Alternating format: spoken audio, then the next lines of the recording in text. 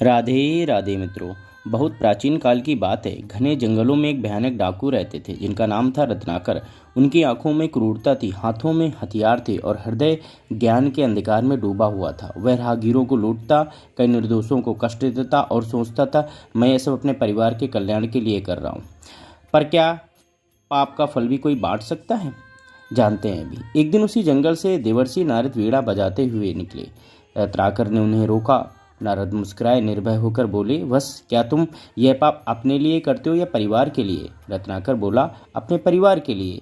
नारद ने कहा, तो जाकर उनसे पूछो फिर, क्या वे तुम्हारे पाप का फल भी स्वीकार करेंगे? रत्नाकर गया, पूरे परिवार से पूछा। पत्नी, पुत्र, माता, पिता सबने एक स्वर में कहा, हम तुम्हारे पाप के भागीदार नहीं हैं। वह वहीं बैठ गया। धरती कांप उठी। पहली बार उसका हृदय रोया। वह भागा भागा नारद के पास आया और चरणों में गिर पड़ा। मुझे बचा लो, मैं डूब चुका हूँ। नारद ने कहा, राम नाम जपो। रत्नाकर बोला, मैं राम नहीं बोल सकता।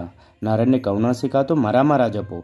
रत्नाकर बैठ गया। वर्ष बीते, दशक बीते, उसके शरीर पर चींटियों का बांबी बन गया, पर उसकी दिव्या चलती रही। मरा मरा मरा, और वही मरा मरा धीरे धीरे बन गया राम राम राम। एक दिन दिव्य प्रकाश फैला, बांबी फटी। रत्नाकर नहीं, अब वहाँ खड़े थे महर्षि वाल्मीकि। तेज से प्रकाशित, शांत मुख, नेत्रों में करुणा का सागर। देवताओं ने पुष्प वर्षा की। नारद ने कहा, अब तुम पापी नहीं, तुम ब्रह्म ज्ञानी हो। एक दिन वाल्मीकि नदी तट पर थे। उन्होंने देखा एक शिकारी ने क्रौंच पक्षी को मार दिया। मादा पक्षी का विलाप सुनकर वाल्मीकि का हृदय पिघल गया।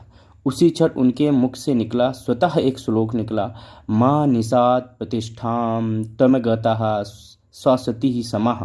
यही बना संस्कृत का प्रथम श्लोक। उसी समय ब्रह्मा जी प्रकट हुए। उन्होंने कहा, वाल्मीकि, तुम श्री राम की लीला लिखने के लिए चुने गए हो। और तब रची गई रामायण, जिसमें स्वयं श्री राम ने अपनी मर्यादा को अमर कर दिया। सीता माता ने लौ और कुश को जन्म दिया। वाल्मीकि ने उन्हें पाला, शिक्षा दी और रामायण कंठस्थ कराई। वे बालक स्वयं श्री राम के सामने राम कथा गाने लगे। ऐसे थे वाल्मीकि की शिक्षा। वाल्मीकि हमें सिखाते हैं, कोई जन्म से पापी नहीं होता। राम नाम सबसे बड़ा उद्धारक है। भक्ति, तप और करुणा इंसान को भगवान के पास पहुंचा देती है। यदि डाकू वाल्मीकि बन सकता है तो हम भी सुधर सकते हैं। जय श्री राम दोस्तों। राधे राधे सभी को।